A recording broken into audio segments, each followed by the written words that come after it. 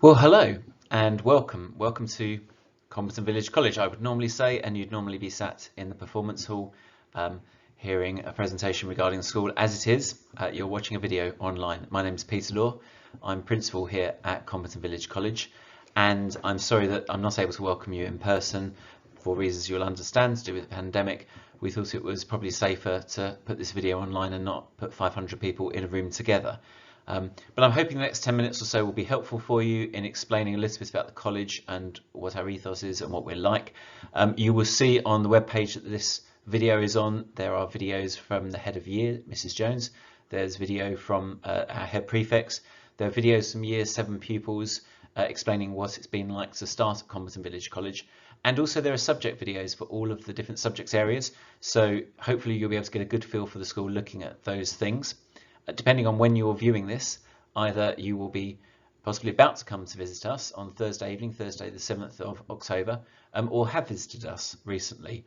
So I'm hoping that's been helpful, and I hope the next few slides will be useful.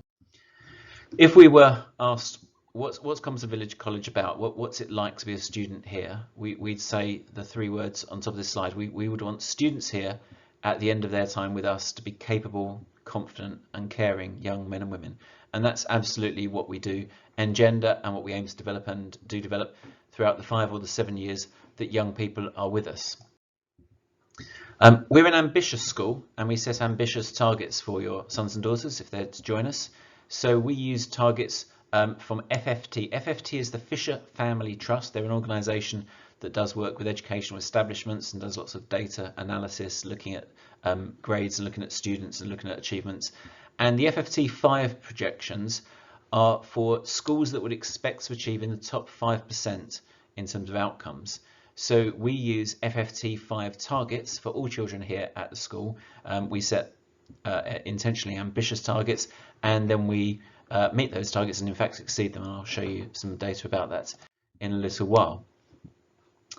We offer a really broad, rich and deep curriculum for the young people here. It's an exciting time moving up from primary school into secondary school, where you will be taught by a subject specialist. So we'll have people who've got a very high level of training in those areas, qualified to teach in them, and will have the resources to be able to do a really good job teaching your sons and daughters in those subject areas. One of the things that's been a real new development for us that we're very excited about is the use of iPads in school. We are an iPad school, and as such we are working a way of equipping all of the students as they come through school with an iPad, so every individual pupils, and I have to say a huge thank you to families and parents, because this is funded largely by parental contributions. It is a voluntary scheme in as much as most parents will contribute to it. For children who are on free school meals, we wouldn't expect them to. For those who have financial challenges, we will happily talk with you about that. But all of our students currently in year 7, 8 and 9 now have iPads, their personal iPad that they take home with them every day, and we're using those in lessons for teaching and learning. It's enabling us to do all sorts of really interesting things. It's very positive, very engaging for young people to have those devices, and it's enabling us to do lots of good things. So one of the distinctive things about us as a school is we are starting the iPad project. We launched it this September. We've been building up to it for a while, and we have iPads here. So when your sons and daughters join us, they will be given an iPad. There is a financial contribution we'd ask for that. And there's much more detail on the website if you want to know how much it is and what the provision is and why we're doing it and the history of that. There's a whole lot of information on the website. So on this screen you can see a couple of videos where we were launching it with parents explaining that. So please do visit that, do have a look. It's an important part of some of the work we're doing, and it's important that you understand what that's about and how that all works.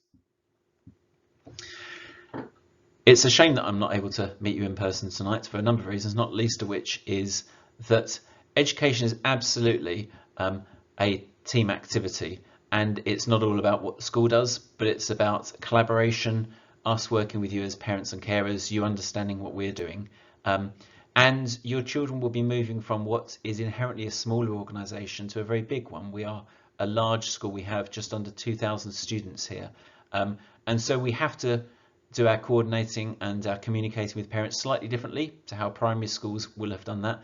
And one of the things we do use a lot is our website. and we have online platforms which we use for setting work for children when they're absent and things like that, for communicating about homework, for letting you know how well your children have done in lessons.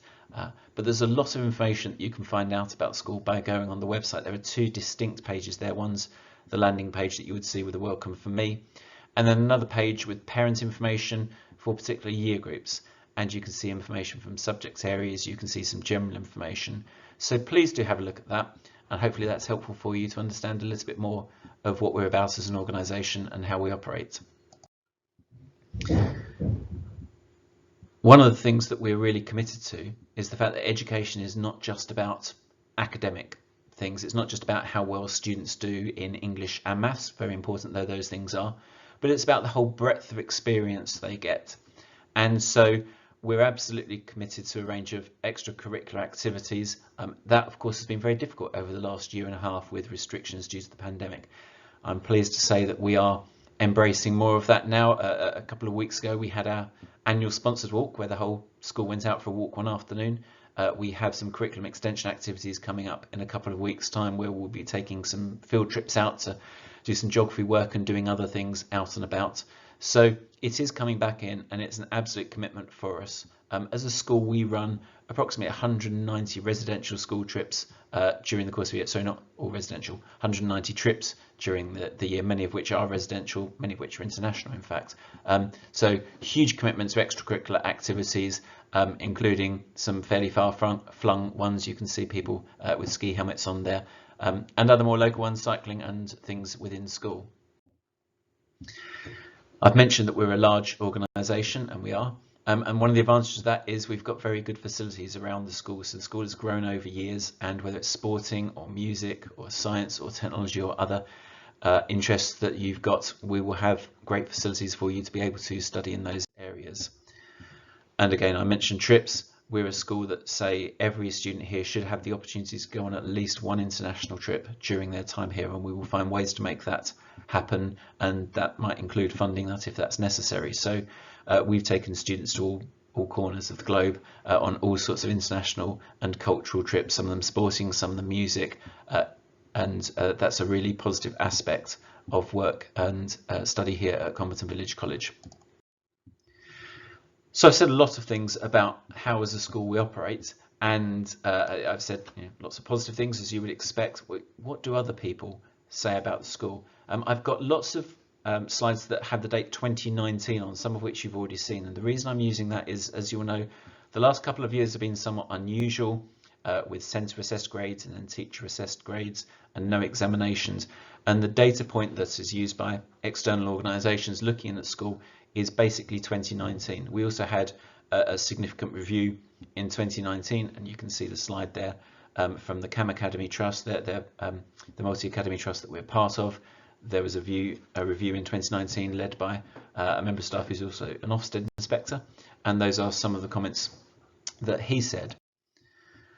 Our GCSE results are consistently very strong. So the last year that we had examinations, 2019, you can see grades there, very strong measures by whichever way you look at it. And just to be clear, although I'm saying 2019, the results in 2020 and 2021 were notably higher than those. But again, those were through unusual processes, which is why I'm referring to 2019 results. I mentioned FFT5 and being ambitious. I know a lot of data on that screen, and you're not going to be able to see all of it in great detail. If I can explain, FFT5 targets would say where a school would expect to be. The grey lines that you can see in the two graphs are the national average over 2018 through to 2021, and the pink line is the Comberton average. So you can see for attainment, and you can see also for English and maths grades, and you can see for progress, really high figures. The Key Stage 4 performance summary at the bottom has two sets of columns. One says actual results, another says pupil progress, and then for the last 3 years, so 2019, 2020 and 2021. And I think the easiest way to explain this as a generality is if a school has results that are statistically below average, they would have a red circle and a minus sign next to them. If they are average or thereabouts, they have nothing next to them, and if they are statistically above average, they would have a green circle with a plus next to them. And I think you can see pretty much nearly every measure is statistically significantly positive for pupil progress and for actual results over the past 3 years. So GCSE results here are very strong by almost every measure. We don't just have GCSE classes, we have a sixth form. We've had a sixth form that's been established for many years now. It's over 10 years old. And again, the results in the sixth form are consistently high, with progress that will put us in the top 5% of sixth forms nationally. So students who join us in year 7 can indeed stay for 7 years and continue both their GCSE and their sixth form study here and get really strong results. And if we were visited by Ofsted, when we were visited by Ofsted, that was what they said. So the last set of grades Ofsted gave us were 1s for every aspect. They were outstanding for every aspect, and that was a long time ago. We haven't been visited by Ofsted for a formal visit that has grading. We have actually had 2 visits since then, one in 2015 and one last year when they've come in to look at particular aspects. If you want to know what they were looking at, the reports are on the Ofsted website. If you just Google Ofsted and look for competent reports, you can see what they were looking at. There were no grades attached to those reports, but they have been twice since then.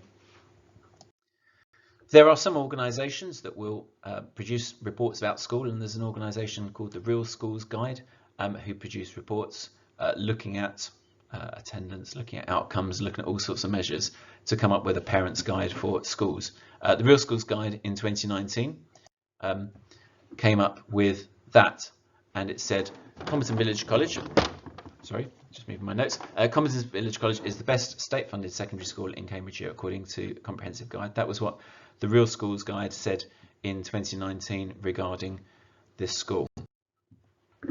What do parents think? What's the view of people who actually send their children here? Again, I've got data from 2019 because it was our last year pre-pandemic.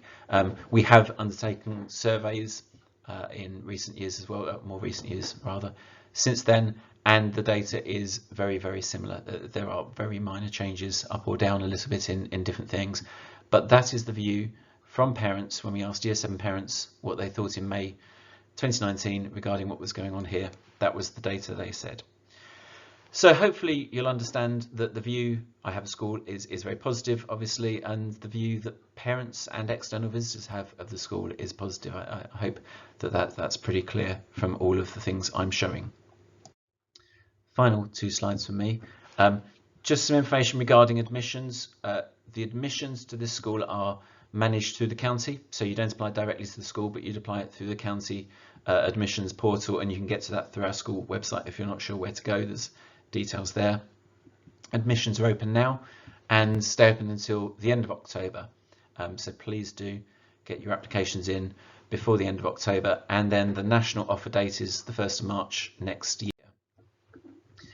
There is a round of second applications for those who missed the first date, but it's absolutely the case that you're much better off getting your applications in earlier, and if you do miss it, there are opportunities to catch up, and details are on that screen.